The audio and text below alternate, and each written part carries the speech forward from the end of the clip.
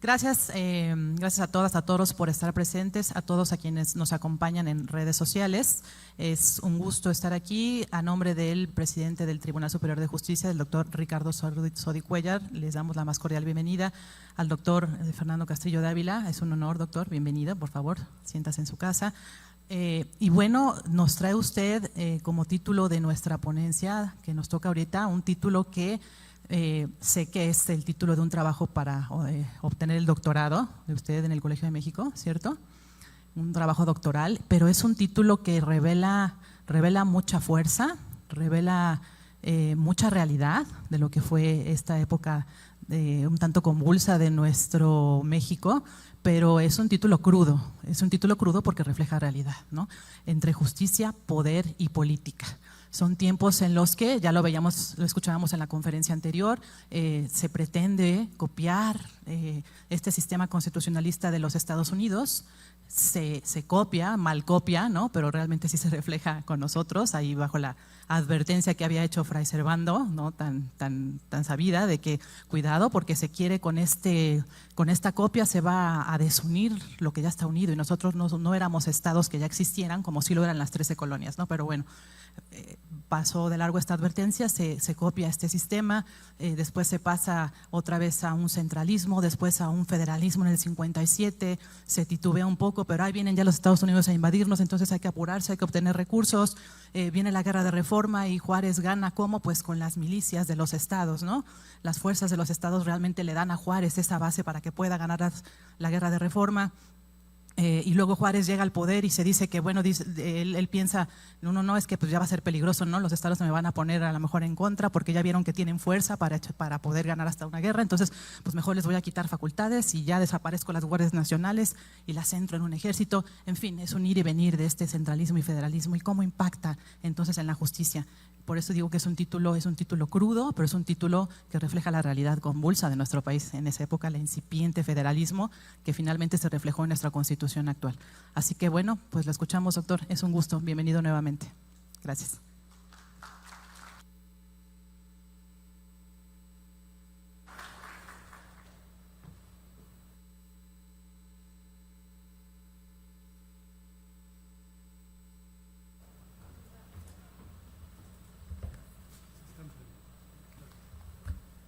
Bien, creo que ahora sí, ¿no?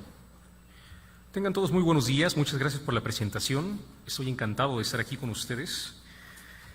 Bueno, como debe ser, antes que otra cosa quiero agradecer al magistrado Ricardo Sodi Cuéllar por la invitación, así como al doctor Rafael Estrada Mitchell, quien fue el que tuvo inicialmente la idea de invitarme a dar esta conferencia con todos ustedes. También quisiera hacer un reconocimiento a un seminario al que pertenece el doctor Rafael Estrada Mitchell, que es el de Seminario de Historia Política y que fue un espacio académico al que yo me integré hace ya más de 10 años y que a partir de esa experiencia y de haber escuchado la manera en la que pues analizaban, examinaban la historia política de México, me hizo convencerme de que ese era un espacio histórico que me interesaba estudiar y que era lo que yo quería hacer en el futuro. Bueno, dicho esto, un poco de contexto acerca del título de la tesis que comentaba la magistrada, que es este asunto de, bueno, la tesis que yo presenté en el Colegio de México a principios de este año y que trata acerca del Poder Judicial Federal, se llamaba Entre Justicia, Poder y Política, la Suprema Corte en el Régimen Liberal Mexicano, 1855-1882. Ahora, lo que traigo aquí preparado para ustedes, por invitación del tribunal, es hablar acerca de una de las ramas de mi tesis, y esa rama es la rama jurisdiccional. Porque mi tesis toca varios temas, pero voy a expresárselo rápido. Creo que esos temas se pueden agrupar fundamentalmente en dos esferas. Uno, lo que tiene que ver con el artículo 79 y el 92, que es básicamente la sucesión presidencial, el artículo 79, que establece que a faltas temporales del presidente de la República, quien debe de sucederlo es temporalmente, siempre de forma interina, el presidente de la Suprema Corte de Justicia. Y por otra parte, en el artículo 92 establece que el presidente de la Corte tiene que ser, bueno, el presidente y todos los miembros del tribunal tienen que ser electo de forma popular.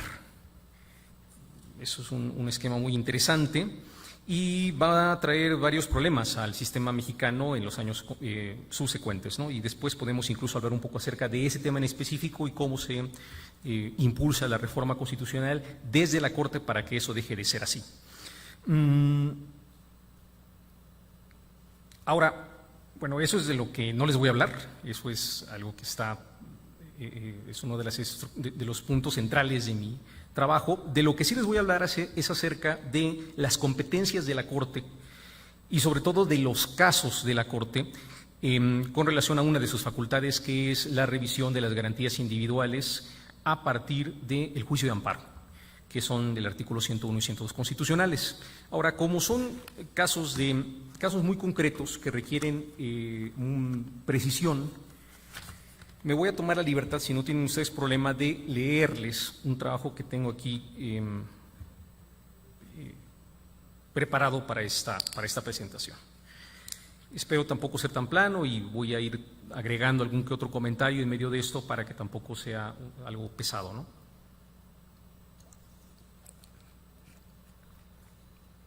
Bien, los juicios de amparo representaron un problema constante para la Administración Central debido a que afectaba la forma en la que el Gobierno federal repartía obligaciones y prebendas a diferentes autoridades locales. Si bien los amparos en materia administrativa promovidos en contra de acciones del ámbito federal fueron escasos, lo que sí se concedieron en los ámbitos estatal y municipal afectaron la relación del centro con los gobiernos y las provincias. Ciertamente no hay forma de saber a qué nivel la protección de justicia federal trastocó la estructura gubernamental en el entendido de la existencia de pactos del Ejecutivo con autoridades regionales. Pero sí parece haber sido un impedimento sostenido para la consolidación del régimen centralizado que pretendía la simulación constitucional. Ahora bien, la acción jurisdiccional de la Suprema Corte que, mediante el juicio de amparo y en la medida de sus posibilidades, se encargó de hacer valer las garantías individuales de quejosos de todo el país y tomó decisiones aún más problemáticas para el Ejecutivo. Y es que los afectados por accidentes de autoridades ejecutivas de los 3 niveles de gobierno recibieron o no la protección de la justicia federal, haciendo efectivo el carácter político del máximo tribunal, en su sentido constitucional. Señalar la indebida extensión de facultades de un poder en invalidar o revocar su acción por vía, primero de la suspensión del acto reclamado y después por la concesión definitiva del amparo. De esta forma, el Poder Judicial ejerció de contrapeso en el sistema político, imponiendo límites a autoridades que en el pasado actuaban a discreción y conveniencia de los votos de poder. En ese marco nos adentramos en un problema en el que entran en juego tanto la función política de contrapeso constitucional de la Corte como el criterio jurídico para resolver conflictos políticos de la vida interna de los estados. A eso habría que añadir, siguiendo a Emilio Rabasa, la ineludible influencia que entre los magistrados electos por voto popular ejercían los vaivenes de la política y los compromisos de partido. En esos momentos, más que ningún otro durante el régimen constitucional de 1857, observamos cómo la Corte aprovechó su fuerza política para, en cuanto órgano democráticamente electo, sus atribuciones como intérprete último de la letra constitucional, así como su calidad de contrapeso constitucional para ampliar la esfera de sus atribuciones. Empecemos con casos jurídico-políticos. En noviembre de 1871, todavía con el gobierno de Juárez, Adolfo Mercheller promovió un amparo en contra de un juez de conciliación de Pachuca por considerar que su nombramiento no había sido acorde con los decretos del gobierno estatal, por lo que su cargo era ilegal y ilegítimo. De esta forma, buscaba anular las disposiciones judiciales que le eran inconvenientes. El juez de distrito coincidió con que el nombramiento del juez no había sido formalizado con base en las leyes estatales y concedió el amparo. No obstante, la Corte revocó la sentencia considerando que, abro cita, a los juzgados de distrito no les toca examinar ni menos decidir sobre la legalidad de las autoridades que funcionan, porque esta injerencia sería una violación expresa al artículo 40 del Código de la República. Cierro cita.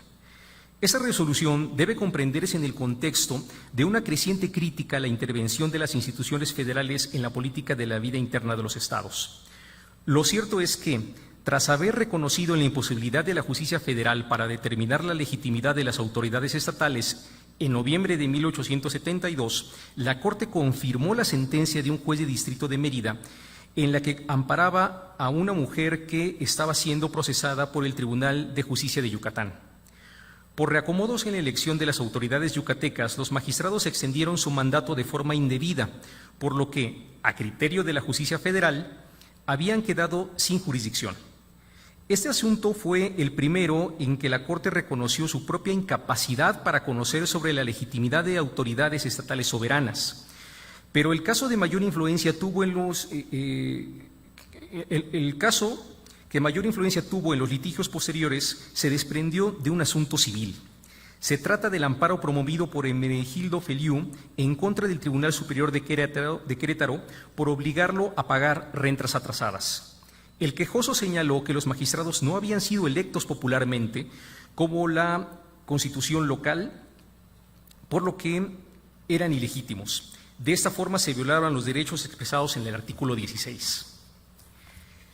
El fiscal del juzgado de distrito consideró que la calidad de competente de la autoridad hacía referencia a su carácter y nunca a su origen, pues de otra manera habría de entrometerse a juzgar, según la legislación peculiar de cada estado, los diversos casos recurrentes, cosa que excede los límites de la jurisdicción federal. Sin embargo, la Corte desestimó el criterio del juez inferior y concedió el amparo argumentando que, y abro cita, impuesta a los estados la forma de gobierno representativo y popular, representativo-popular, y consistiendo esta forma esencialmente en que por lo menos los poderes supremos sean electos como se consigna por la Constitución del Estado, es consecuente que los magistrados que forman el Tribunal Superior no pueden ser nombrados sino por elección popular o de lo contrario serán incompetentes. La Corte fundó su resolución en el artículo 41 que establecía que, cita, el pueblo ejerce su soberanía por medio de los poderes de la Unión y los de los estados, por lo que toca su régimen interior en los términos establecidos en sus constituciones particulares. Cierro cita. Es interesante que los magistrados no vieran en dicho artículo una confirmación de la libertad de los estados, sino una obligación de estos a atenerse a su propia constitución local. Es decir, a partir de esta consideración, lo que estaba haciendo el Poder Federal era era ignorar propiamente su libertad y su soberanía, pero sí obligarlos a que en el arreglo de sus instituciones hicieran caso a su propia reglamentación, ¿no? Asimismo, con ese criterio, la Corte, en lugar de reconocer los límites de su propia función jurisdiccional, se arrogó la facultad de decidir si la vida política de los estados se apegaba o no a su propia Constitución. En otras palabras, la Corte tutelaría la vida política de los estados. Lo controvertido del fallo no era si existía la duda fundada de irregularidad sobre la forma en la que una persona investía el cargo, sino la competencia de la Corte para asumirse como árbitro de un problema interno, sin relación constitucional con la jurisdicción federal. Por ello es que el magistrado José María Arteaga publicó su voto particular en contra del amparo días después de la decisión del tribunal, al que se acogieron también los magistrados Ausa y Castillo Velasco. O sea, Castillo Velasco y Ausa se sumaron a la propuesta de José María Arteaga. En él aseguraron que, abro cita, de la validez o nulidad de las elecciones, única y exclusivamente los cuerpos electorales pueden juzgar, no teniendo los mismos cuerpos electorales más responsabilidad que ante la opinión pública. De lo contrario, decía Arteaga, si en todo momento fuera lícito juzgar la validez de las elecciones consumadas, los poderes públicos se hallarían en perpetua inseguridad y agitación. Por ello, la Corte no tenía facultad de revisar las elecciones estatales y mucho menos de desconocer la autoridad reconocida o investigar el origen de cualquiera de los poderes de los estados para hacer apreciaciones de legalidad. Ante cualquier duda sobre este acerto, debía detenerse el artículo 117 constitucional, en el que se estableció que los poderes federales no tenían más facultad que la de expresamente se les atribuyera en la Constitución. Tras escuchar esta manifestación, los magistrados Ogazón y Zavala se sumaron a la negativa de conceder el amparo. Sin embargo, los otros 6 ministros votaron a favor. El fallo de la mayoría generó nuevas peticiones de amparo en la que los quejosos alegaron diversas irregularidades en la elección o nombramiento de autoridades para librarse del cobro de impuestos. Moreno Cora menciona un amparo promovido en contra de contribuciones impuestas por la ley emitidas por la legislatura de Querétaro a principios de 1873.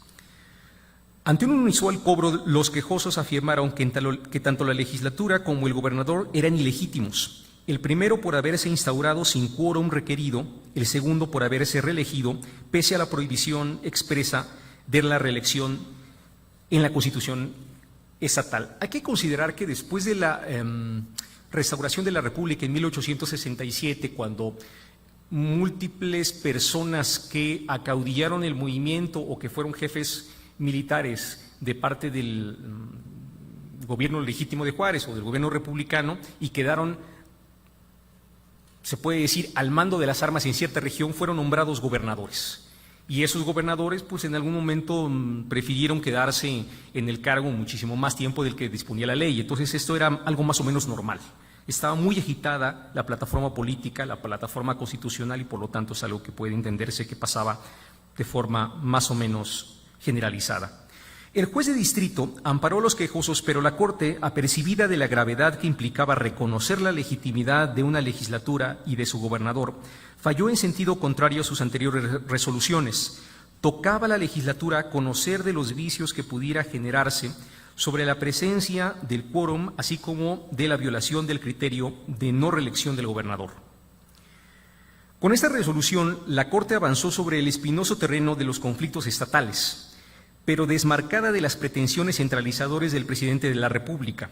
Hay que recordar que cuando, precisamente hablando de 1867, cuando Juárez entra a la presidencia, lo que trata de establecer es una corte.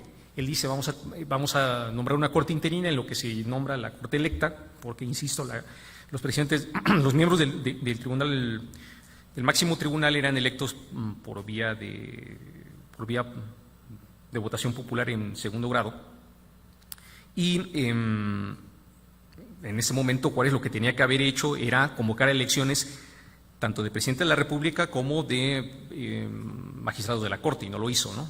Sino que nombró una Corte y retrasó lo más que pudo la elección de los presidentes de los miembros del Poder Judicial. La interrogante sobre si estas sentencias motivaron la animadversión de Lerdo hacia la Corte quedó suspendida temporalmente cuando la prensa nacional registró la visita que el presidente y una numerosa comitiva hicieron a las grutas de Cacahuamilpa a mediados de febrero de 1874. La mayor parte del grupo que acompañó a Lerdo eran funcionarios, entre los que se encontraban el presidente del Congreso, varios diputados, los gobernadores de Hidalgo, San Luis Potosí, Veracruz, Querétaro, Morelos y México, así como el presidente de la Corte, nada más y nada menos, José María Iglesias. Para la prensa, esta reunión buscaba mostrar la colaboración y la armonía que entre los órganos del Estado se estaba empezando a construir. Sin embargo, el criterio de la Corte como órgano calificador del apego a la constitucionalidad interna de los estados se impuso con mayor fuerza meses más tarde, lo que significó el rompimiento definitivo con la administración de Lerdo. El caso conocido como Amparo Morelos y su derivado principio de incompetencia de origen son recordados como el ejemplo por excelencia de la indebida extensión de atribuciones que el Poder Judicial ha hecho en la soberanía de los estados. Bueno, yo creo que este caso, para cualquier persona que está más o menos relacionada con el derecho, es muy conocido y por lo tanto voy a procurar explicar solamente lo que sea estrictamente necesario para continuar con mi relato. Ustedes me van a disculpar. Bueno, pero para el que no lo conoce, creo que les voy a hacer un buen resumen. En 1873, hacendados de Morelos promovieron un amparo contra el gobernador y la legislatura por cobro indebido de impuestos.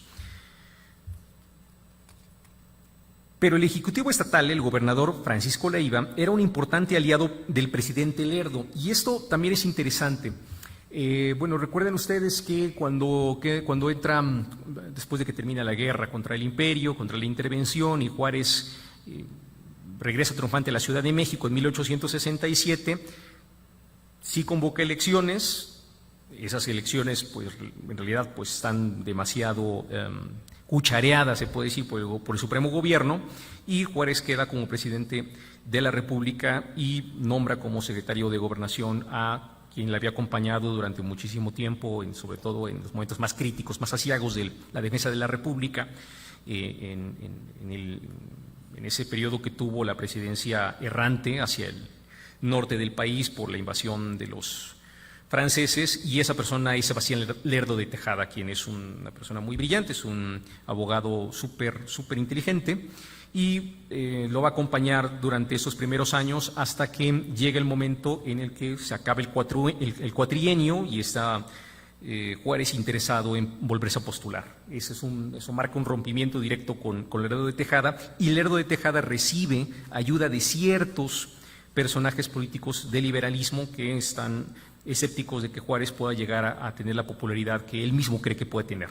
y por lo tanto opera políticamente para su propia elección. Y uno de los pocos gobernadores que se decide apoyarlo es precisamente Francisco Zeta Mena, ¿no? Quien es Francisco Leiva, quien es el gobernador del estado de Morelos, y por lo tanto hay una complicidad importante entre estos dos personajes, ¿no? Cuando en el verano de 1873 varios grupos políticos de Morelos solicitaron la intervención de la Federación para evitar la consumación de la reelección del gobernador, la posición pública de Lerdo fue que no podía entrometerse en la política de la entidad, una posición bastante conveniente.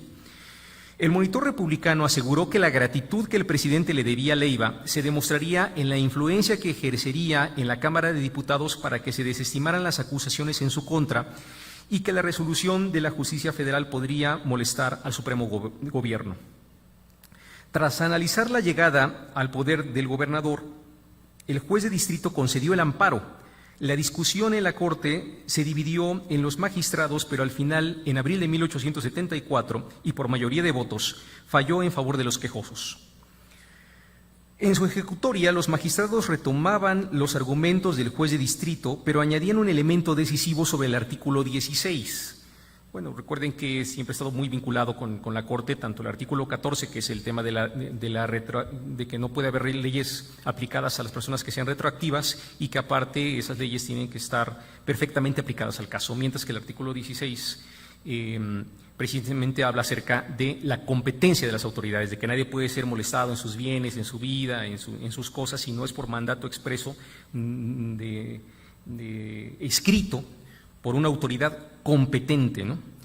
La incompetencia por falta de título legal, quien simplemente usurpaba un cargo, y por ilegitimidad el titular de un cargo cuyo nombramiento se había acreditado irregularmente, estaban en la misma condición ante el criterio judicial.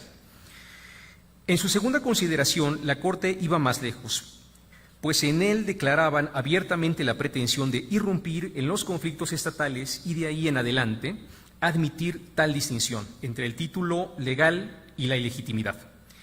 Y desatendiendo, y con la excepción desatendiendo a los quejosos, por favorecer la independencia y soberanía de los estados que erróneamente se quiere atacada, sería sacrificar los derechos del hombre, que son el fin, que son preferir la institución a lo que es el medio. Agregaban que la independencia o soberanía de los estados no era absoluta, sino relativa, limitada y restringida por los artículos 126, 109, 40 y 41, en ese orden. Esta determinación desató severas críticas a la Corte. La prensa consideró que la conducta de la Corte imitaba las aspiraciones injerencistas que el gobierno de Lerdo había demostrado desde el inicio de su administración en las entidades. El Siglo XIX, un periódico, lo que sería, no sé, ahora El Universal o La Jornada de la época, en cuanto a tiraje, pues me refiero, comentó que el amparo está concedido, que el amparo está concedido y que por él ha sido trastocada la administración de un Estado. Es un hecho cuyas consecuencias se harán conocer funestamente a su tiempo. Pero, ¿cuáles son los términos de esa sentencia que ha venido a trastocar tan hondamente nuestro sistema constitucional? Los diputados de la legislatura de Morelos, Hilarión Frías y Soto, y Joaquín Alcalde, enviaron a la Corte una extensa carta de extrañamiento en la que, tras dar una argumentación jurídica basada en la soberanía e independencia de los estados de la Federación, lanzaban un crudo presagio. De admitirse estos principios, la intervención de la justicia federal en temas electorales, después de que los congresos han declarado definitivamente válidas las elecciones, vendría a producirse la confusión y el caos, pues de venir a ser nulos los actos del Congreso, de admitirse esos principios, vendría a darse pretexto para que se enarbolara la bandera de la revolución. Es prácticamente un anuncio a la sublevación. Vicente Riva Palacio, expresidente de la Corte, expresó su opinión en el diario El Radical.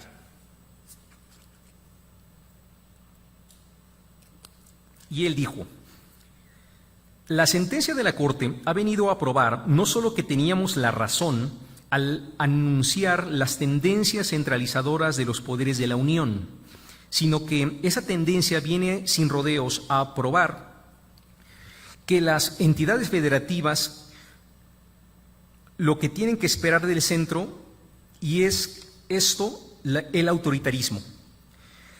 La justicia de la Unión puede revisar las elecciones de un Estado, aun cuando los colegios electorales, único e inapelable juez en esas elecciones, hayan dado su aprobación, y pueden anular la elección de un gobernador y calificar la nulidad de una ley propia del régimen interior del Estado, un soberano de los soberanos, haciendo referencia al Poder Judicial, naturalmente.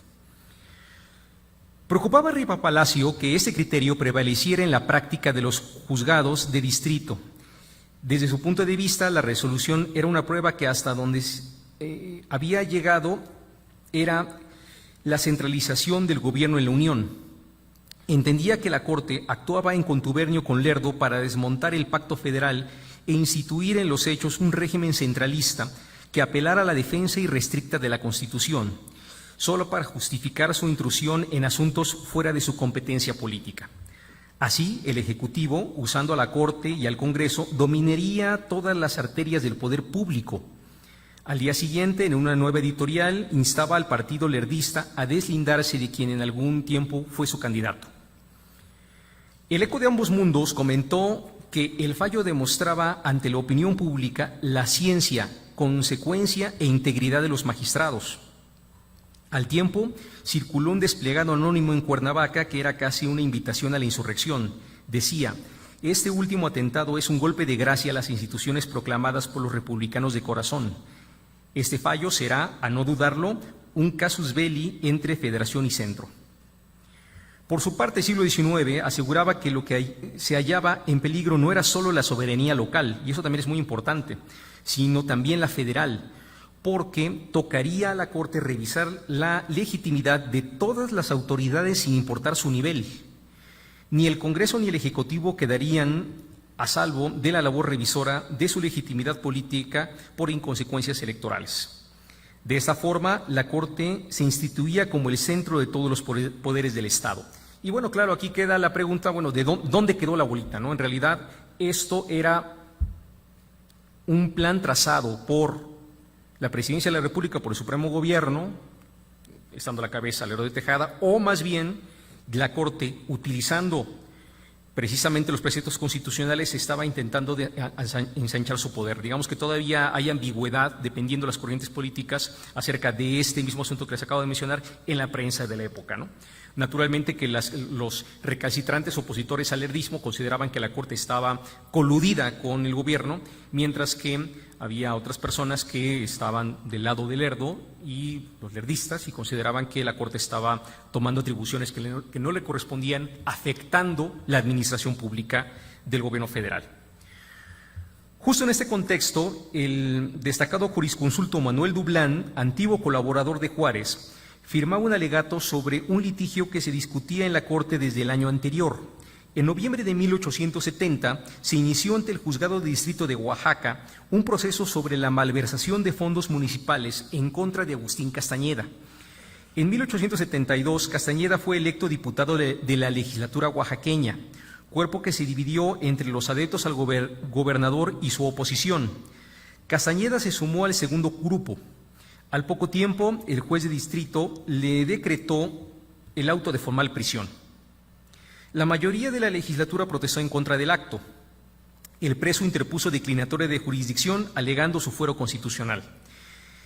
El caso se instruyó por la vía ordinaria de la Justicia Federal. Conoció el juzgado de distrito quien decretó el auto de formal prisión. Aquí no estamos hablando de amparo, nada más cabe la aclaración. En apelación llegó al Tribunal de Circuito de Puebla, el cual revocó el auto para ser turnado después a la Corte en carácter de tercera instancia, por eso le digo que no hay amparo. El tribunal habría de fallar sobre la competencia de la justicia federal y fijar al mismo tiempo el sentido de la Constitución respecto al fuero de los altos funcionarios de los estados. Dublán preguntó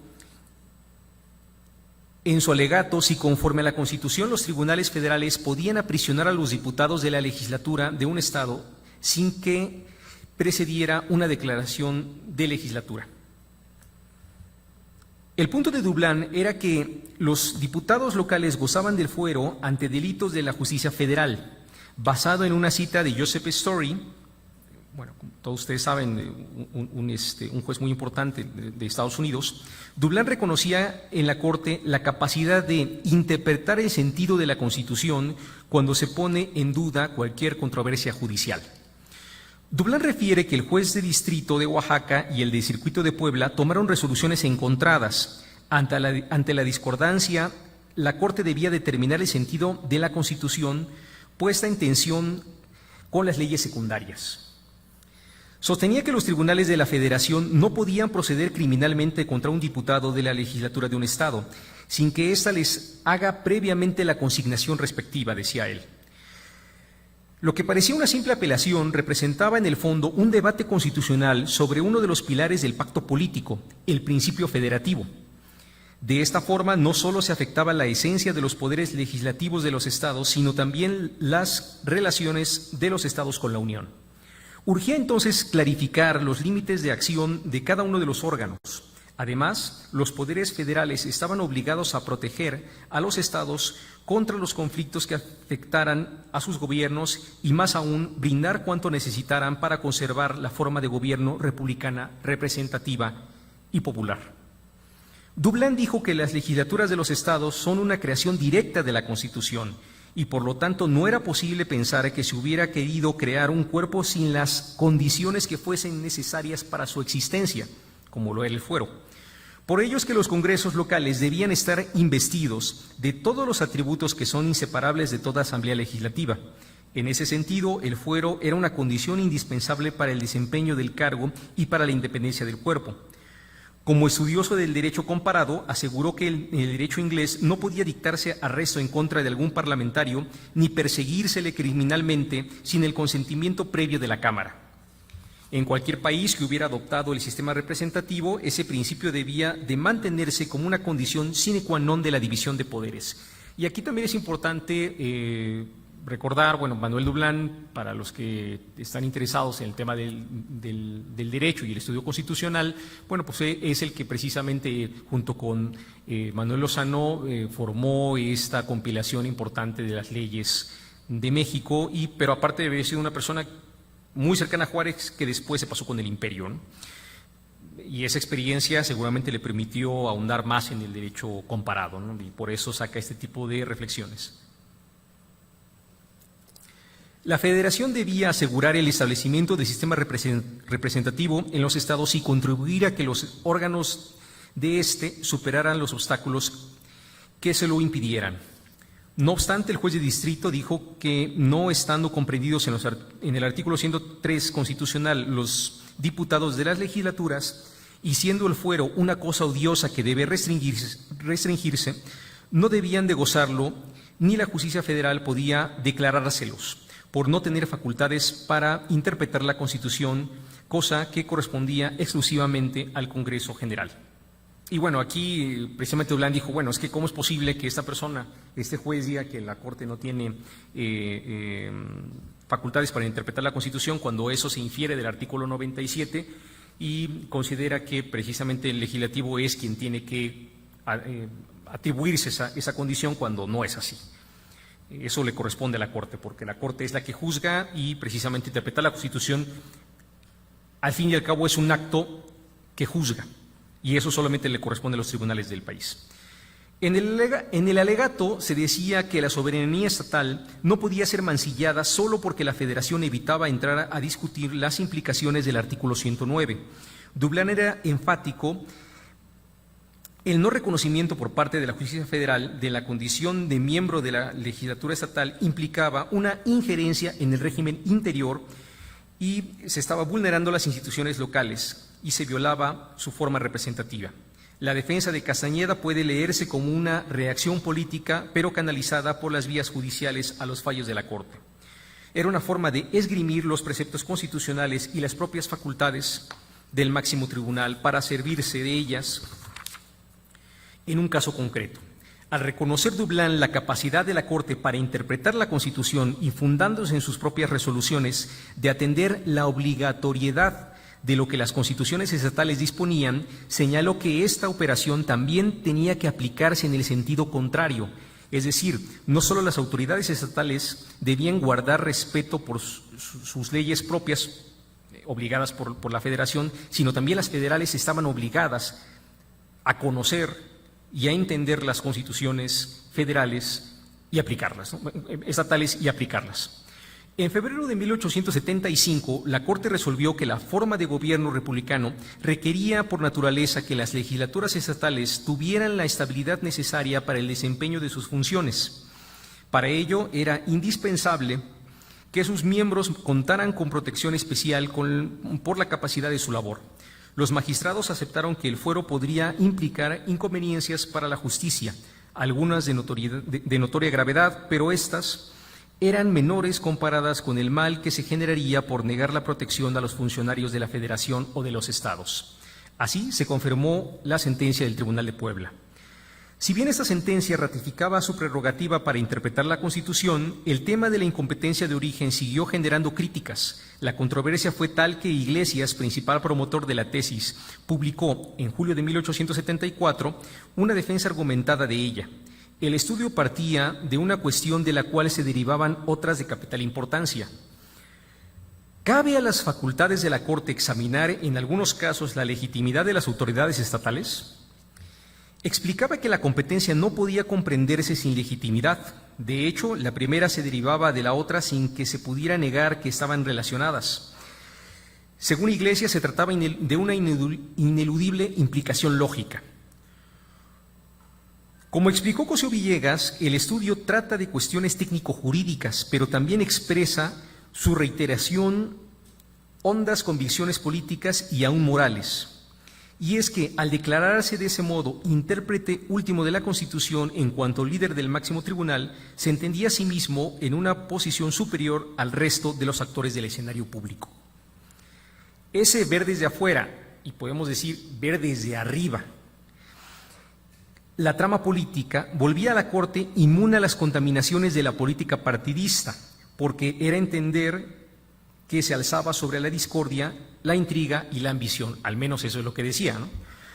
Partiendo de ese hecho, no solo era admisible, sino deseable que el magistrado presidente declarara sus convicciones respecto de lo que era la sociedad mexicana, el gobierno, cómo debía funcionar estas y cuál era el papel de la Corte en la armonización de estos elementos.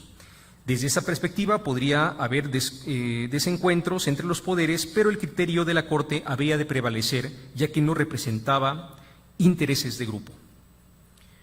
Insisto, esa es la posición de Iglesias, no es algo que yo estoy diciendo, es la lectura que él le da a todo esto, ¿no? Y entramos al tema de Lerdo e Iglesias y el conflicto que tiene por la ilegitimidad, ¿no? La Suprema Corte fue el único órgano del Estado que Lerdo no logró sujetar a su voluntad y que a raíz de la independencia obstaculizó el flujo de una política discrecional en la estructura administrativa de los gobiernos locales. Las autoridades municipales las principales perjudicadas con la implementación del juicio de amparo, eran una pieza fundamental en el control electoral del régimen. La intervención de la justicia federal mermaba sus prerrogativas e imponía límites a su autoridad, aspectos que los operadores locales creían tener asegurados por haberse plegado a la voluntad de la autoridad superior. Y esa autoridad superior, por supuesto, estaba comisariada, regenteada por Lerdo, por el Supremo Gobierno. Ahora bien, desde la última presidencia de Benito Juárez, el freno que la Corte impuso al gobierno federal para continuar con el reclutamiento forzoso significó un duro golpe a la política de expansión y movilización de la fuerza pública en las campañas militares para combatir o prevenir las insurrecciones en toda la República, así como para inhibir el voto disidente en las jornadas electorales. Estamos hablando de la leva. Bueno, la leva es el reclutamiento forzoso de personas que consideran las autoridades que pueden hacer falta, que no hacen tanta falta en donde están y se los llevan a combatir en contra de su voluntad. Detengamos en algunos casos, ¿no?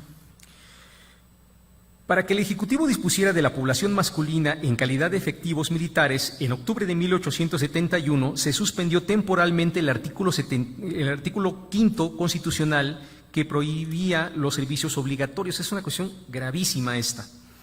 Meses más tarde, y ante la queja de los abusos, el Congreso reglamentó la leva en su ley del 17 de mayo de 1872. En ella solo se excluyó a hombres menores de edad, a mayores de 50, a casados, pero que tuvieran hijos. Bueno, y toda aquella persona que tuviera que sostener a su madre o a otras personas que vivieran con él, ¿no? Sin embargo, muchas veces esos criterios fueron ignorados a fin de alargar las filas del ejército. De esta manera, hombres inocentes, la mayoría de ellos pobres o de poblaciones marginadas, fueron separados de sus localidades y familias para ser obligados a combatir a los enemigos políticos del Estado. Varios de ellos solicitaron la protección federal y la Corte falló muchas veces a su favor, pese a que los promotores fiscales recomendaban, en consonancia con el deseo del Supremo Gobierno, la desestimación de las causas como materia de amparo. Algunos casos. En 1872, la Corte atendió 5 solicitudes de amparo de personas que fueron víctimas de reclutamiento forzoso en 1871 y los concedió todos. Pedro Sánchez, por ejemplo, en diciembre de 1871 promovió un amparo ante el Juzgado de Distrito de México por haber sido reclutado a la fuerza. La explicación que dio el jefe del batallón fue que se trataba de un desertor del batallón de Toluca y que, como tal, fue aprehendido y devuelto a las filas del ejército. Sin embargo, no presentó ninguna prueba de su dicho, por lo tanto, la Corte concedió el amparo. Otro caso fue el de Cristóbal González, trabajador de una fábrica de lanas en el Distrito Federal. Tenía una familia que mantener. En 1870 fue aprehendido por militares y sumado a las filas de un regimiento que combatió en Oaxaca en octubre de 1870. Dispersado su batallón, regresó a su domicilio y empleo. Más tarde fue aprehendido en calidad de desertor y devuelto al servicio militar. El fiscal consideró que debía ser puesto en libertad, ya que como desertor se había acogido a la amnistía del 14 de octubre de 1870. En consideración a lo anterior, el juez de distrito amparó a González y la Corte ratificó el fallo en septiembre de 1871. Al año siguiente llegaron a la Corte al menos 60 solicitudes, de las cuales cerca de la mitad fueron promovidas por familiares. De hecho, fueron 22 madres, 3 esposas y 2 padres acudieron ante los jueces para iniciar la causa en favor de sus hijos y esposos ausentes. En muchas ocasiones desconocían el paradero de los reclutados y las autoridades locales, en caso de haber estado relacionadas directamente con la desaparición, no les proveían información útil para instruir la causa. Es decir, no les habían dicho cuándo habían sido recogidos, lo que ahorita diríamos levantados, y a nombre de qué regimiento estaban y en qué jurisdicción se encontraban. Algunos de esos ejemplos partían de un hecho en común: la suspensión de garantías facultaba al gobierno para exigir el servicio de armas a algunos desafortunados y, puesto que los hombres fueron reclutados en octubre de 1872 o antes, tocaba a los tribunales determinar si alguna condición excluyente de los quejosos había sido pasada por alto en su proceso de elección al ejército. Sin embargo, al llegar a la Corte, esos y todos los casos en los que los fiscales o jueces de distrito reflexionaban sobre la posible violación a la ley del 17 de mayo de 1872, se resolvieron considerando que la suspensión de garantías se había extinguido en octubre de 1874. Así, cualquier consecuencia de esta quedaba sin efecto tras el restablecimiento de las garantías. De hecho, de los 60 amparos promovidos, la Corte concedió 58 y solamente negó 2. Y esos 2 los negó porque se comprobó que las personas que estaban solicitando amparo en realidad se estaban arrepintiendo de haber ingresado voluntariamente a las filas del ejército. La posición de la Corte representó un problema para el gobierno, que ya no podría sumar nuevos efectivos al ejército, teniendo que hacer frente a rebeliones como la de Manuel Lozada en Jalisco en enero de 1873 y a las que siguieron en Michoacán, Guanajuato, Querétaro. Esta labor de contención de las atribuciones de las autoridades ejecutivas fue mayoritariamente ejercida en contra de funcionarios municipales y en menor medida de estatales, con algunos contados casos federales. Es decir, las autoridades federales eran las que curiosamente tenían muchísimo menos alegatos en la Corte. El régimen lerdista pretendía desvanecer las fronteras entre los 3 niveles de gobierno, vinculándolos entre sí a una jerarquía en la que el Ejecutivo Federal era la máxima autoridad. En esta lógica, los fallos de la Corte, al poner un alto a las arbitrariedades de los funcionarios locales, no solo trastocó las prácticas tradicionales en la relación de los agentes del gobierno con los gobernantes, con los gobernados, sino que también afectó los planes del Estado en general. En este orden de ideas, el ámbito municipal era uno de los eslabones de la administración pública al que se le había confiado el control de un territorio determinado para que, atendiendo a las necesidades del gobierno federal, gobernara como mejor le pareciera. Las sentencias de la Corte implicaban entonces un obstáculo importante a esta forma de ejercer el poder, pues frenaba la discrecionalidad de la administración local. Además, los fallos de la Corte socavaron la autoridad militar frente a la población. De entonces en adelante, la leva no solo sería vista como una práctica deleznable e ilegal, sino también judiciable ante la justicia federal, la cual parecía estar no solo concedida, sino interesada en impedir que el Ejecutivo excediera el rango de sus atribuciones. En esta coyuntura, la Corte no se limitó a asumir su papel de garante de la Constitución, sino que, al proclamarse como intérprete último, buscó ser más que un simple contrapeso al poder del Lerdo. En realidad, la Corte estaba deseosa de ampliar la esfera de su campo jurisdiccional, y eso incluía muchas veces no solamente imponer límites a otras autoridades, sino decirle a las autoridades qué es lo que podían y qué es lo que no podían hacer, aunque sus facultades sí se lo permitieran. Por eso es que los magistrados hicieron lo posible por imponer a la influencia electoral del gobierno federal en las entidades mediante el principio de incompetencia de origen.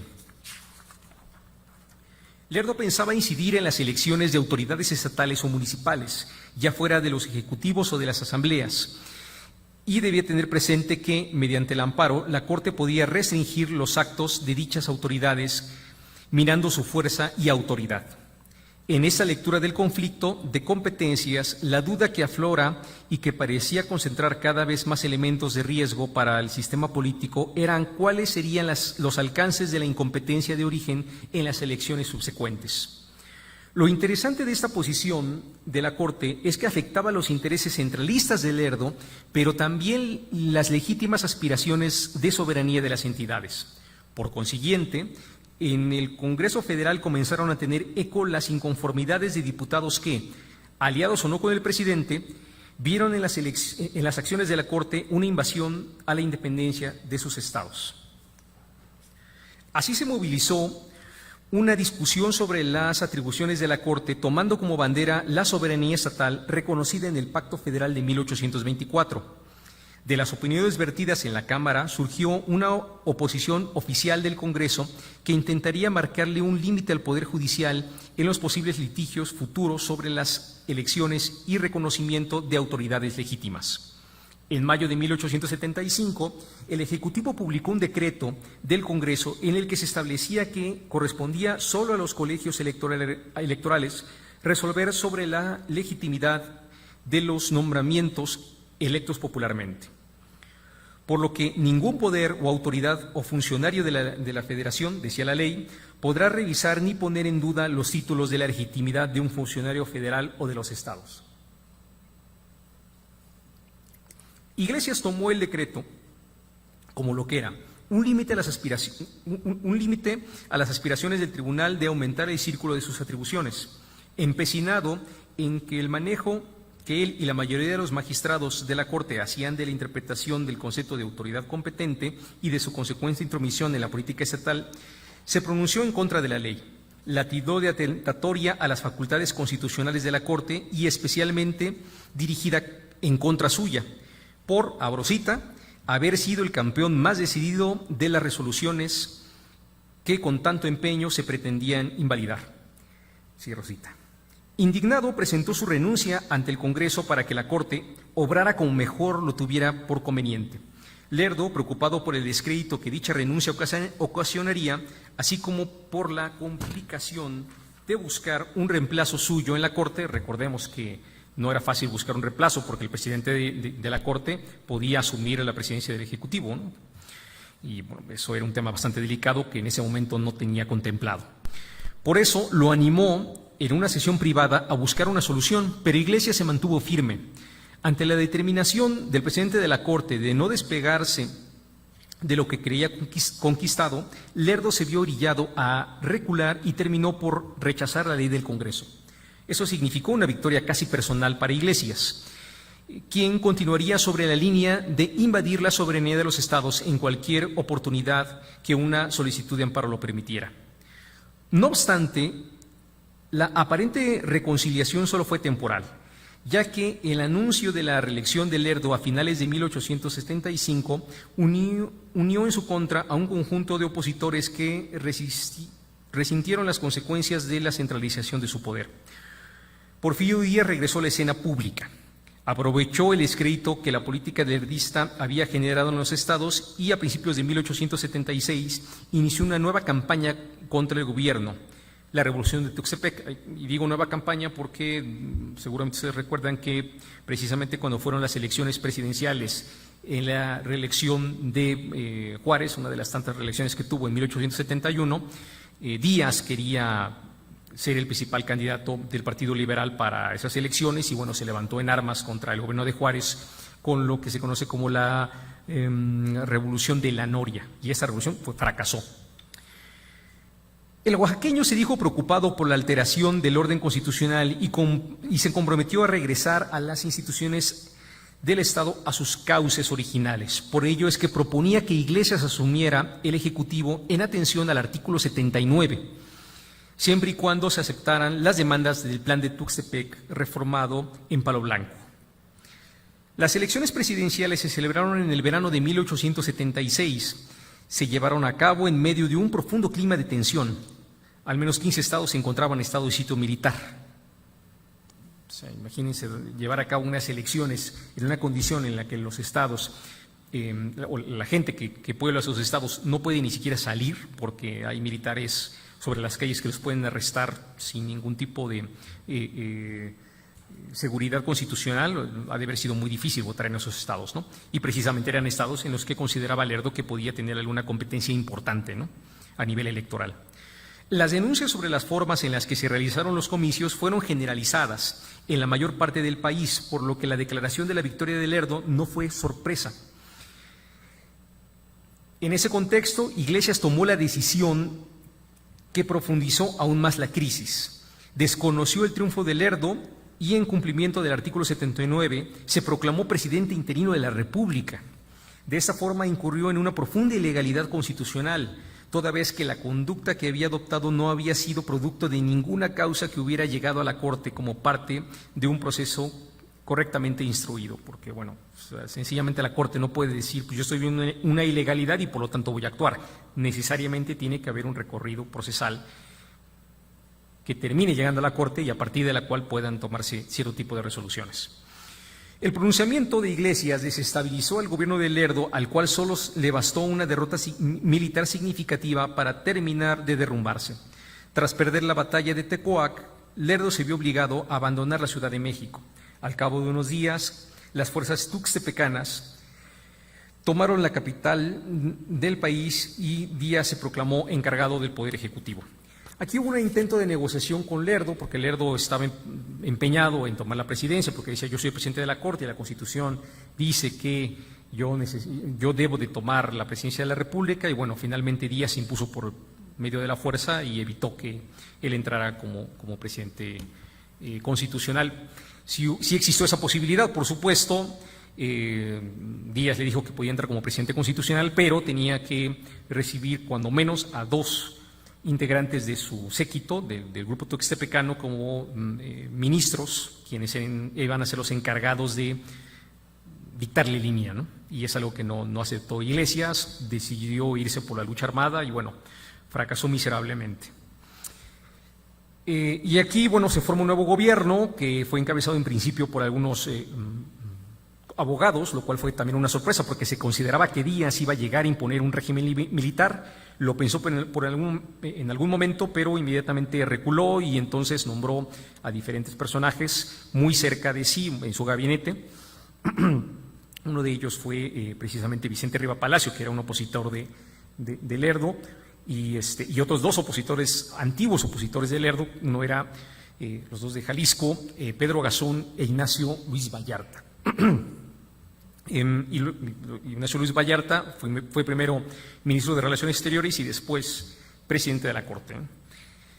Y justamente en este momento Vallarta tiene un papel muy importante en la conformación tanto del régimen porfirista como de la oposición al régimen porfirista y la resolución de casos importantes en materia jurisdiccional. En agosto de 1878 la Corte atendió la solicitud de amparo que León Guzmán, presidente del Tribunal Superior de Justicia de Puebla, pedía por un conflicto con la legislatura y el gobernador, Juan Crisóstomo Bonilla. Lo habían despojado del cargo. Y bueno, eso es un asunto que creo que no les voy a poder contar ahora por el tiempo, pero fue un problema muy drástico que se enfrentó en el Estado por la confrontación entre los caciques que habían tomado el dominio del poder ejecutivo en el Estado y el Congreso que estaba de su lado, en contra de precisamente el Poder Judicial que encabezaba León Guzmán, quien ya había formado parte de la Corte en calidad de procurador unos años antes.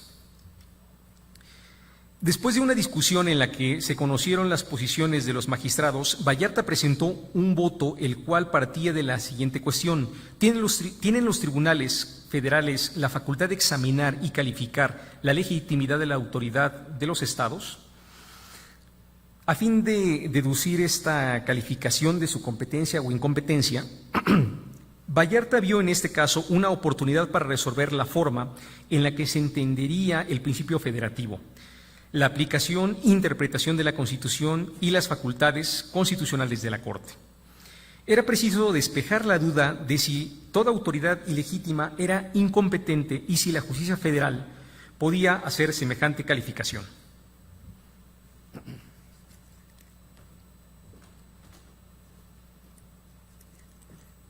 Según el artículo 117 constitucional, decía Vallarta, las facultades que no están expresamente concedidas por la Constitución a los funcionarios federales se entienden reservadas a los estados. Así, no se encontraría nada que indicara que la Federación pudiera revisar los títulos de legitimidad de las autoridades locales. Se trataba de una cuestión de congruencia política. Podría uno acogerse a los principios de federalismo con todas sus ventajas o vicios, o bien rechazarlo tajantemente y apostar a la tutela de un gobierno central que estableciera quién quién sí y quién no contaba con los títulos de legitimidad para gobernar su propio territorio. Lo que no se podía hacer, según él, era anunciarse como constitucionalista, leer el artículo 117 y apresurarse a defender la potestad del Estado central para manotear a las autoridades locales cuando, bajo el criterio de un juez federal, se cometiera algún tipo de abuso.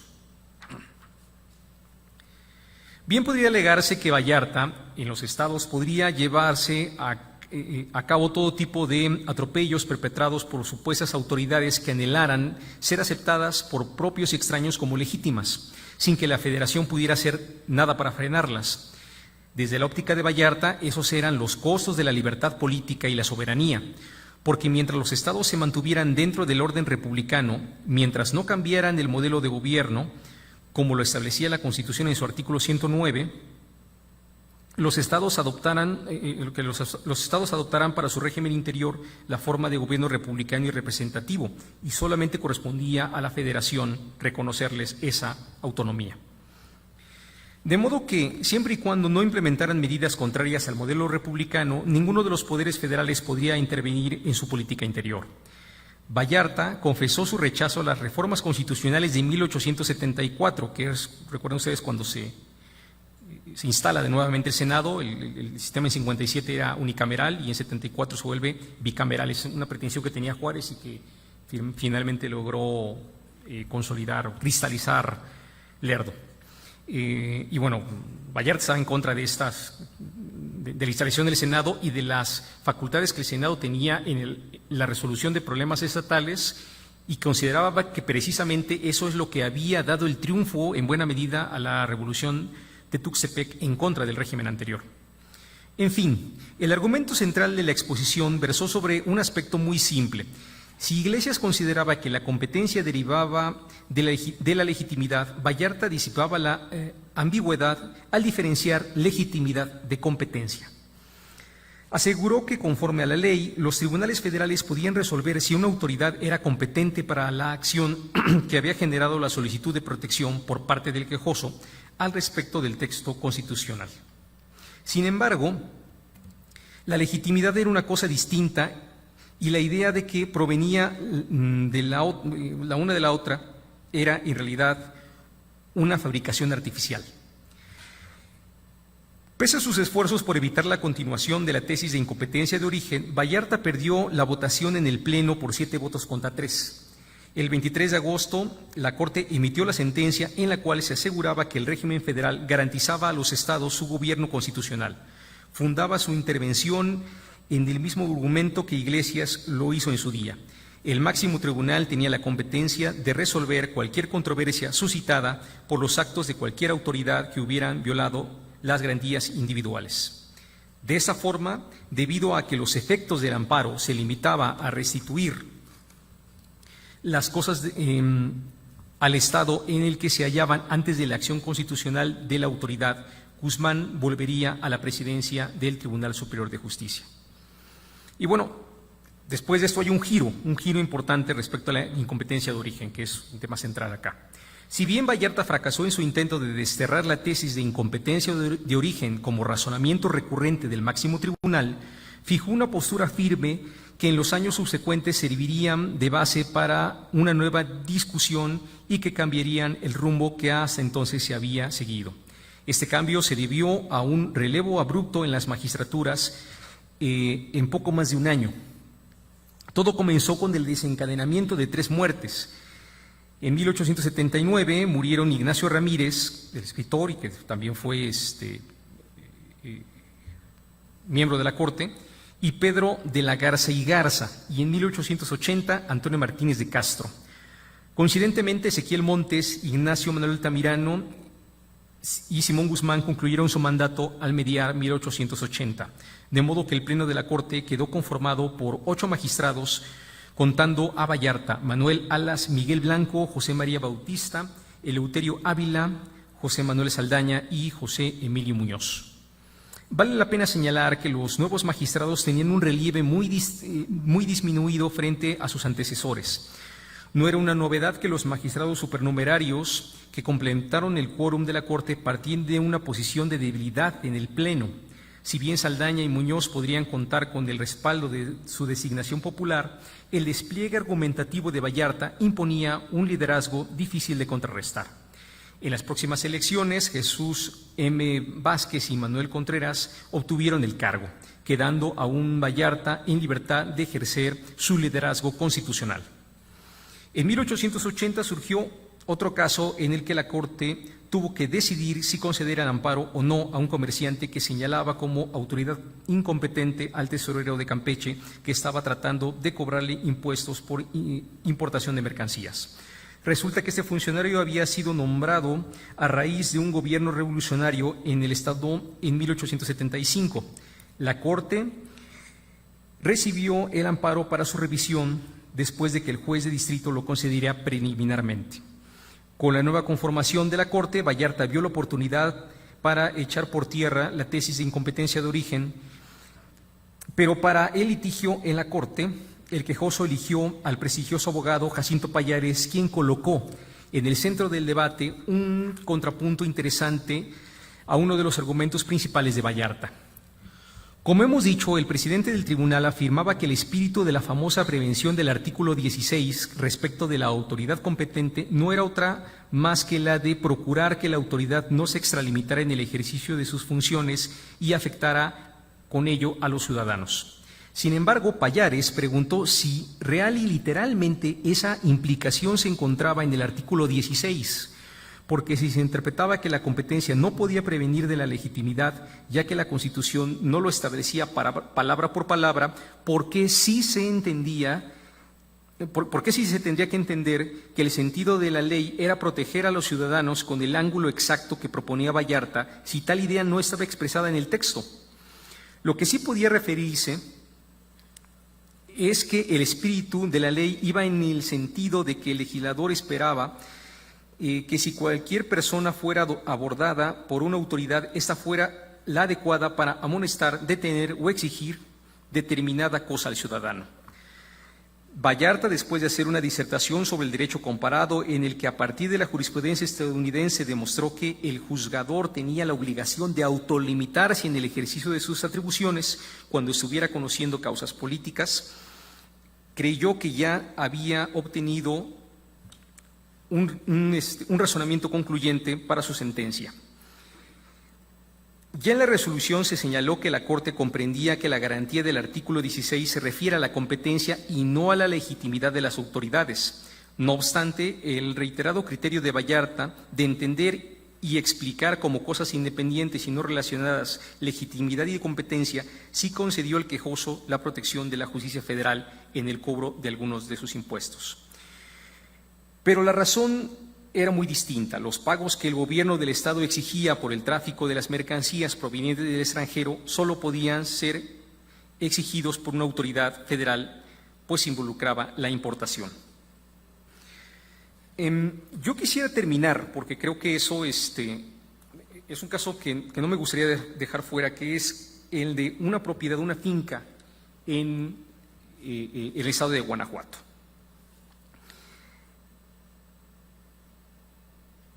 Y es una cosa interesante porque muestra un desprecio profundo que tuvo el Supremo Gobierno cuando Díaz ya empezó a cambiar su perfil y a darse cuenta que si mantenía el gobierno de los abogados iba a tener un grave conflicto con muchas de las personas que lo habían apoyado, sobre todo a nivel de confrontación física, incluso desde la guerra de intervención, y que lo había apoyado en su gobierno, ¿no? Entonces hay un cambio de perfil ahí. Y se trata de la negativa de brindar el auxilio federal para hacer valer una sentencia de la Corte respecto a un problema en el estado de Guanajuato. Era una propiedad que antes de la desamortización y de las leyes de reforma había pertenecido a los agustinos. La Corte había declarado, le había dado a Manuel Ocampo la razón en un amparo por que la justicia estatal se había negado a darle una hacienda. Cuando se dispuso que el juez de partido, Teodosio Alvírez, tuviera que entregar precisamente a Ocampo la propiedad, no solamente se negó, sino que acompañado del jefe político y de los pobladores, quienes estaban interesados precisamente en la hacienda, con la idea, parece, de restituirla a los frailes, se apersonó en el lugar e intimidó al juez de distrito que había estado ahí para efecto de entregar la propiedad. Y este fue un problema muy fuerte porque confrontó a las diferentes instancias de gobierno, confrontó a los poderes judiciales, y judicial estatal y judicial federal, pero también al Poder Judicial Federal y al Poder Ejecutivo Federal. ¿Por qué? Porque la Corte exigió la ayuda del gobierno federal para, con la fuerza pública, obligar al Vires a otorgar esa resolución, a otorgar la hacienda como resultado de la resolución, y el Ministerio de Justicia se negó a hacerlo y dijo que la Corte tenía que argumentar muy bien todos los requerimientos y todas las condiciones del caso para que pudiera auxiliarlo con la fuerza pública. Y ese fue un problema muy grave, porque lo que había comenzado como un simple litigio a nivel por una propiedad, terminó siendo una confrontación muy drástica, porque en principio la Corte mandó detener al Vires por haber ignorado el fallo, pero además también hizo que tuviera una confrontación directa el presidente de la Corte con el secretario de Justicia de Porfirio Díaz. En ese momento hay un rompimiento muy fuerte entre Díaz y Vallarta.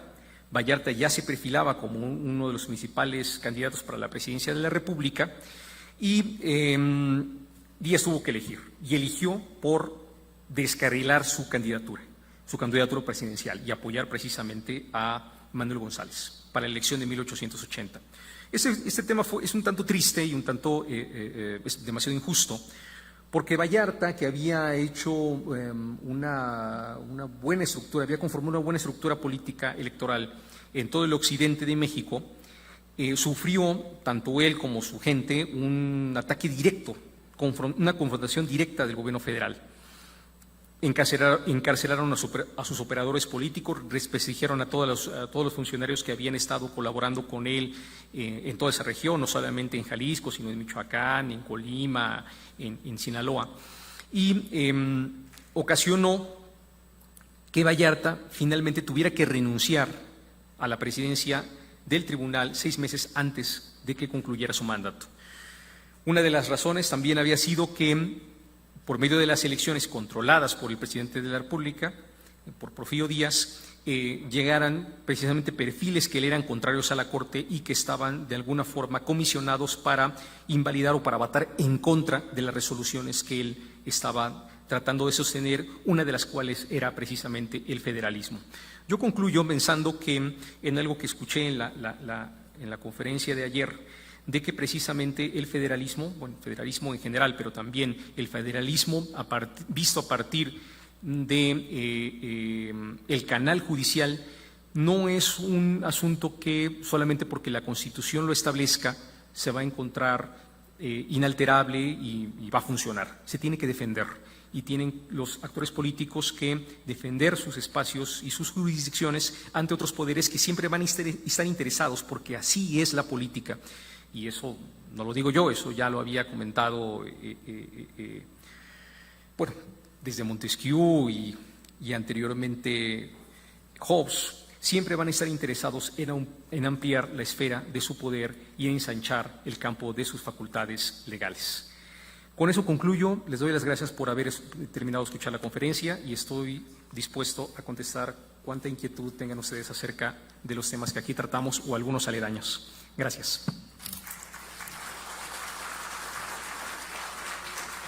Bueno, gracias doctor, sin duda muy enriquecedor, y ahora creo que nos queda mucho más clara la connotación de este título, ¿no? De entre justicia, poder y política.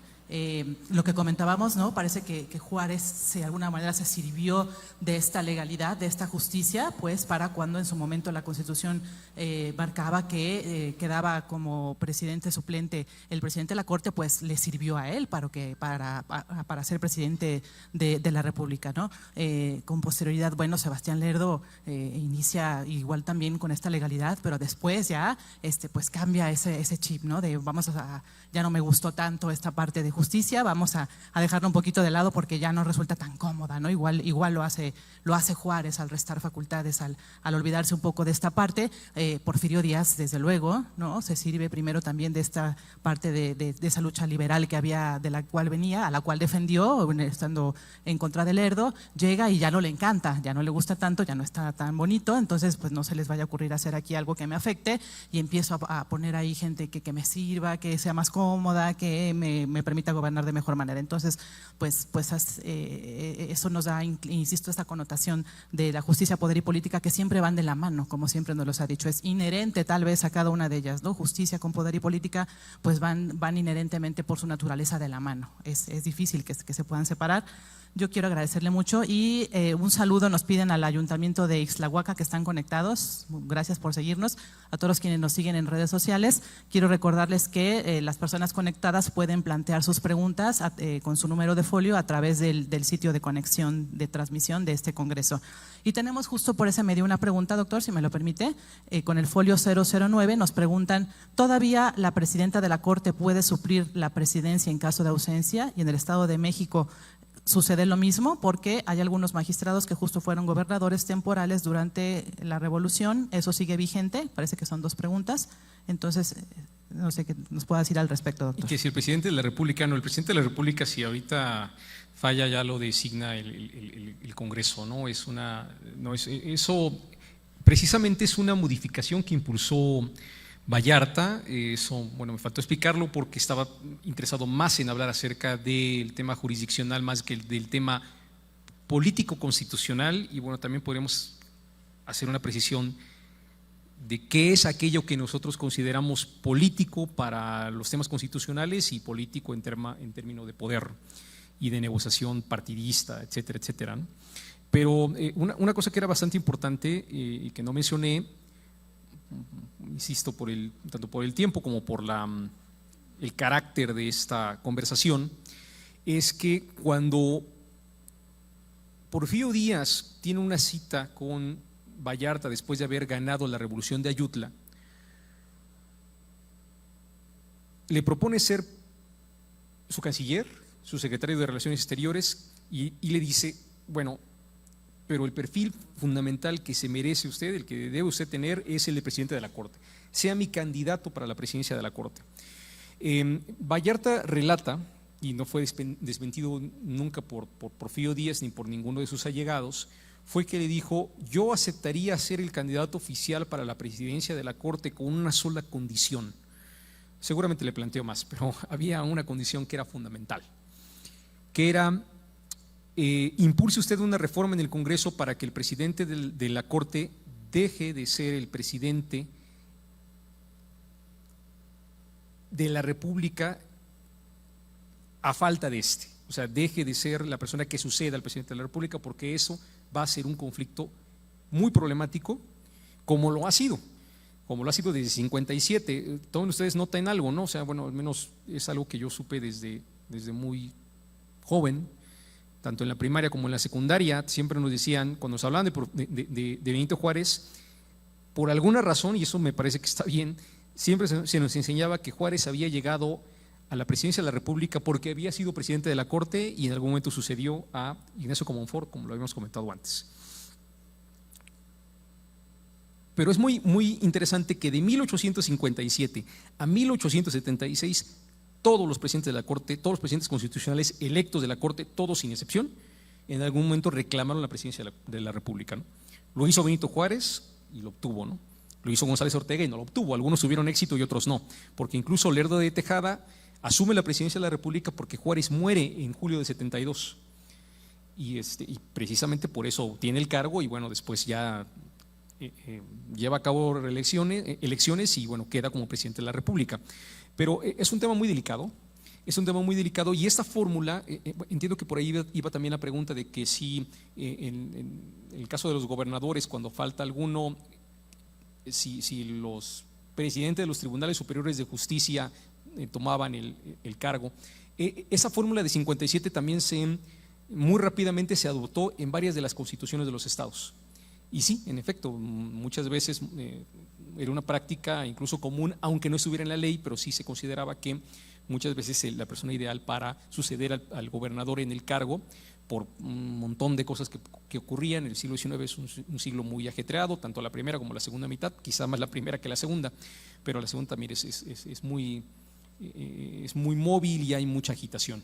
Y sí, el presidente del Tribunal Superior de Justicia precisamente tomaba a veces la facultad, ya sea porque estuviera expresamente reglamentado en la Constitución estatal o ya sea porque el Congreso considerara que el Poder Judicial era la figura neutra que podía hacerse cargo de ese sistema. Claro, ya lo mencionábamos, ¿no? Este incipiente federalismo que primero copia Estados Unidos, luego centralismo, otra vez federalismo, esta convulsión, pues a ello no podía ser ajena toda la parte de la justicia, ¿no? Entonces volvemos a lo mismo, va de la mano y es por su naturaleza, creo, política y poder junto con justicia, y bueno, pues eso es la muestra que se nos da de una manera más clara en estas partes, en estas dos mitades del siglo XIX, como ya nos los señaló. ¿Alguien de aquí tiene alguna pregunta, algún comentario? Creo que estamos muy bien de los tiempos, concluimos muy en la hora. El doctor Estrada.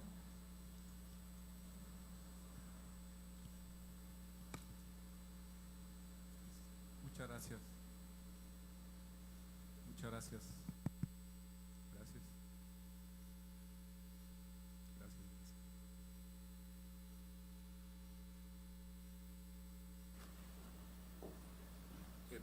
Muchas gracias al doctor Castrillo por su espléndida exposición.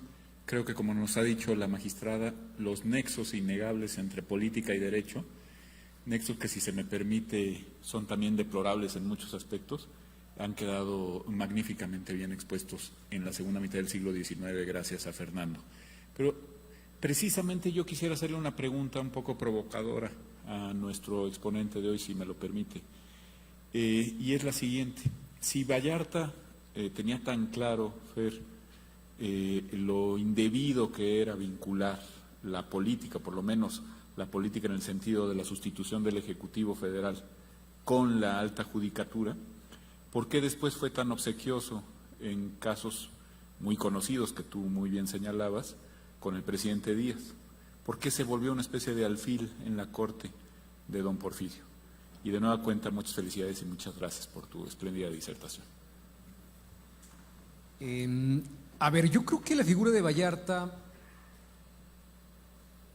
es muy compleja y creo que hay muchas cosas que también se han mantenido poco conocidas. Sí, finalmente, supongo que lo que se refiere el doctor Rafael Estrada Michel es que muchas de las resoluciones que Vallarta estaba tomando en la Corte tenían que ver con considerar que la Corte no era un espacio de discusión de los temas políticos y que por lo tanto, por ejemplo, en materia religiosa, ¿no? En materia religiosa, Vallarta decía, bueno, es que el amparo conoce de materia constitucional y no conoce de materia que no sea de garantías individuales, y por lo tanto muchos de los solicitudes de amparo que vienen, en las que notoriamente se han llevado a cabo injusticias por parte de autoridades locales en contra de los ministros del culto, de eclesiásticos, no pueden resolverse en la Corte, tienen que resolverse en el ámbito de lo político, porque sencillamente no es jurisdicción de la Corte, y por lo tanto eso es ahora sí que tomar la papa y pasarla a otras instancias que no sea la Corte. Ahora, esas otras instancias finalmente son instancias que están muchas veces controladas por el gobierno federal, quedan dentro del campo de la discrecionalidad. Y en ese sentido, sí, pues Vallarta, muchas de las resoluciones terminaron siendo, quedando precisamente del lado de la negociación política y no de lo jurisdiccional. Pero no solamente eso, yo creo que cada quien tenía su propio juego. Yo he tenido la oportunidad de revisar el archivo Vallarta y yo creo que información que realmente no se ha conocido, porque bueno, Vallarta era un animal político impresionante que mantenía una correspondencia amplia con un montón de gente, y mucha de la gente con la que mantenía correspondencia eran con gente que está involucrada en los casos. Tenía conversaciones con, por ejemplo, Juan Crisóstomo Bonilla, gobernador de Puebla, para tratar de unir al Partido Liberal en una transición muy importante, en una coyuntura muy importante, que era precisamente la elección o la definición de la elección presidencial de 1880, cuando lo que quería Vallarta era de que precisamente Díaz no eligiera quién iba a ser su sucesor, sino que se organizara el Partido Liberal y ese Partido Liberal determinara o al menos tuviera un voto importante en decidir quién era la persona que era ideal para poder aspirar a la sucesión presidencial, a ser el candidato del Partido Liberal. Y eso lo hacía negociando precisamente con gente con la que la Corte estaba litigando o al menos estaba conociendo temas de amparo. Entonces es una persona que estaba por una parte sí recibiendo los agradecimientos por parte de Juan Crisóstomo Bonilla de que determinados casos de amparo fallaron a favor del gobierno en el que él representaba y no de los intereses de los particulares, ¿no? Y Vallarta decía, sí, está muy bien, bueno, entonces ¿cómo está el asunto? ¿Cuándo nos reunimos? ¿Cuál ha sido la respuesta de ciertos agentes? Había muchas cosas que se decían de forma velada, pero que claramente están haciendo referencia a la organización de un partido que está tratando de que está todavía muy disoluto. Los partidos políticos en el siglo XIX son bastante diferentes de lo que conocemos ahora. Los partidos políticos en realidad eran un grupo de gente que se reunía y que más o menos pensaba igual, pero que no estaban registrados en ningún instituto electoral, ni que tenían ahí una cantidad de firmas, ni que estaban organizados ni jerarquizados. Eran más bien gente que se congregaba en torno a algún lugar y las elecciones eran, no había registro de candidatos, ¿no? Entonces, precisamente lo que estaba tratando de hacer Vallarta, al menos en esto que les estoy contando, es de integrar a un grupo que formalizara, que organizara a esos núcleos políticos y que hiciera frente al gobierno. Entonces, yo no creo que hubiera por parte de Vallarta una posición no interesada de la política y desligada la política como política partidista de su función jurisdiccional. Creo que bueno, aparte somos seres humanos y a partir de que somos seres humanos es bastante difícil dejar de lado varias de las condiciones políticas y de poder que están involucrados con nuestras tareas, y más los jueces. Gracias, doctor. ¿Alguien más? ¿Alguna pregunta o un comentario? Allá atrás, si me hacen un favor. Muchas gracias. Su nombre, por favor, y su pregunta. Buenas tardes, mi nombre es Jesús Martín. Y bueno, a través de la historia que hemos estado conociendo, mi pregunta es, en tiempos de convulsiones políticas, hoy estamos, creo que igual que en esos tiempos. ¿Habrá la posibilidad de que hoy en día el presidente de la República tenga alguna injerencia política, partidista, sobre el Poder Judicial, en este caso la Suprema Corte de Justicia? Yo creo que todos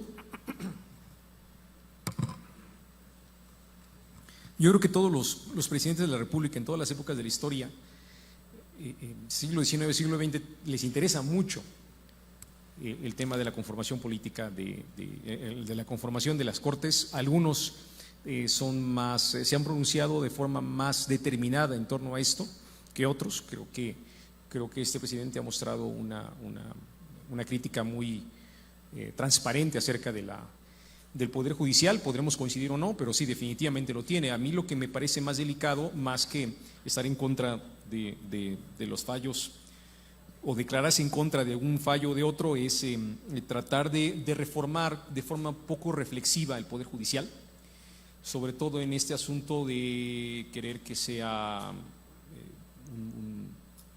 que se elijan, como en el siglo XIX, los miembros del tribunal, es algo que ya tampoco tuvimos la oportunidad de explicar aquí, pero bueno, los constitucionalistas en general en el siglo XIX, después de que vieron precisamente todos los conflictos que se conformaron a partir de 1857 en materia de disputa por el poder político, porque precisamente el cóctel del artículo 79 con el 92, esto de que el presidente de la Corte tiene que ser elegido por voto popular, más que el presidente de la Corte tiene que ser o puede ser aquel que se sustituye al presidente de la República, ocasiona un problema muy drástico, ¿no? Pero bueno, este asunto de que los diputados, de que los miembros de la Corte sean elegidos por voto popular, me parece que es algo sumamente peligroso, porque finalmente, como ya dijimos, es precisamente el motivo de la anterior intervención mía,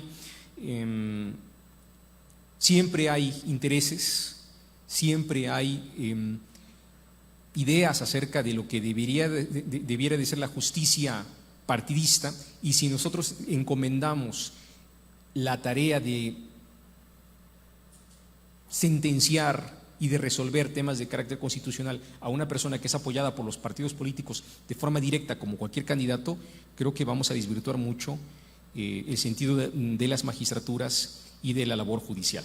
Creo que es una cosa muy peligrosa, y creo que seguramente va a haber muchas voces relacionadas con la academia y con la judicatura que van a señalar ese despropósito, y creo que hay que pronunciarse y defender precisamente esa condición. Muchas gracias, doctor.